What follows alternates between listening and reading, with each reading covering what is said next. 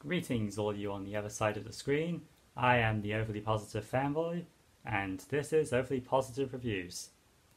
Today we're doing something a little different from the past few things we've done.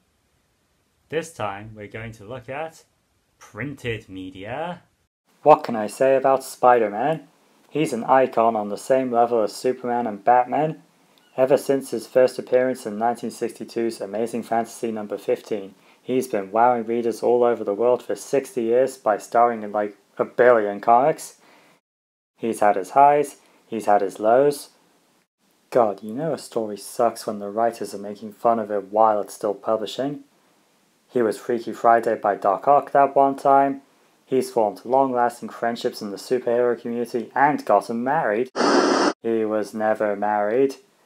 He's gone from one-of-a-kind to the progenitor of a legacy and has spawned some equally iconic parallel universe counterparts, not to mention the never-ending chain of adaptations. Since this week marks the release of The Amazing Spider-Man Issue 6.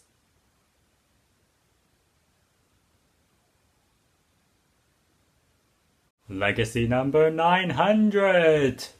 I have decided that this is the perfect time for me to mark that milestone, as well as Spidey's 60th anniversary as a whole, by telling you about one of my favourite Spidey stories of all time, Coming Home.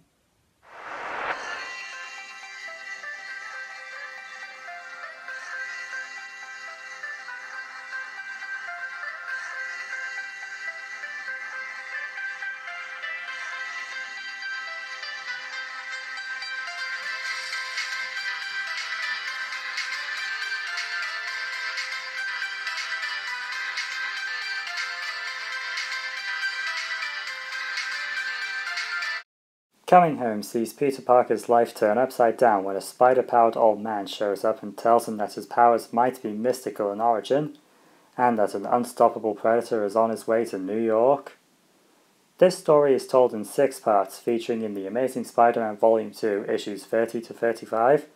It was written by Babylon 5's J. Michael Straczynski and illustrated by veteran Spidey artist John Romita Jr. At this point in time, Spidey comics had been lagging a bit. The 90s, especially the overlong Clone Saga, had done a real number on the quality of the books, and the 1999 relaunch hadn't quite been as successful as Marvel had hoped it would be. In comes JMS in 2001 with a bold pitch, and honestly, it paid off. For the rest of the 2000s, The Amazing Spider-Man entered a new era of quality storytelling with hit after hit after hit after... No! We do not talk about that! Show something else! Oh, ha ha. Coming Home marks the beginning of JMS's 7-year tenure on Amazing Spider-Man, and it is a great start. The mystical element that Ezekiel brings with him is a great hook. I can understand that some people would be put off by the concept of Spidey's powers coming from anything other than a freak accident, but the totem mythology that JMS teases throughout this story and his run as a whole is quite interesting, and, if nothing else, it is fun seeing a man of science like Peter Parker try and navigate something like this. Plus, if you're still skeptical, it's never actually confirmed if Spidey's powers are mystical or not. Peter's attitude towards it eventually becomes, I don't care, the spider is still radioactive regardless of any mystical elements. Of course, the other thing the totem stuff brings with it is this story's villain, Morlun. Morlun is stated to be some kind of natural predator to the animal-powered totems that Spider-Man is supposedly an example of, and the story does a great job of showcasing this. He's impossibly strong, super fast, and disturbingly relentless and impersonal. He doesn't want to kill Spider-Man for vengeance, or even because he's evil. He just sees this as a hunt for food, and that makes him so terrifying. And the story does a great job of conveying that terror to both Spider-Man and the reader. The fights between the two are brutal, exhausting, and fraught with tension. It becomes uncertain if Spider-Man can even win. JMS perfectly demonstrates that this is the biggest fight he's ever been in, and he's probably not coming out alive, which makes his final victory all the more satisfying. Seriously, defeating Morlun is probably one of the most triumphant moments in all of Spidey history, second only to Stan Lee's If This Be My Destiny. Unfortunately, Morlun becomes a bit diluted in his later appearances, but that doesn't stop this story from being a harrowing read. Of course, it's not all magic and Morlun. This is still The Amazing Spider-Man, and JMS proves to have a great grasp on Peter's voice. He's jokey, but not over the top.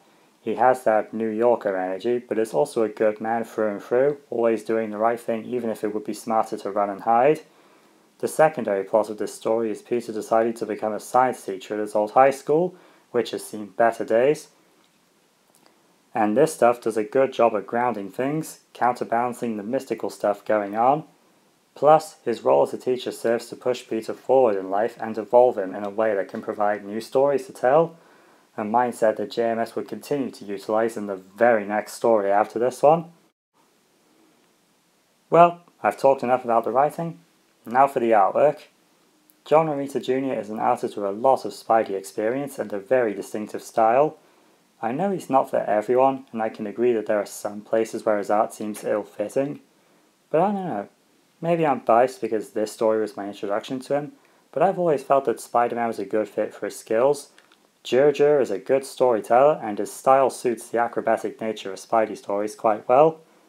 Plus, he's really good at selling the brutality of the fight, drawing Peter's injuries in such a way that is honestly a little nauseating, but in a good way.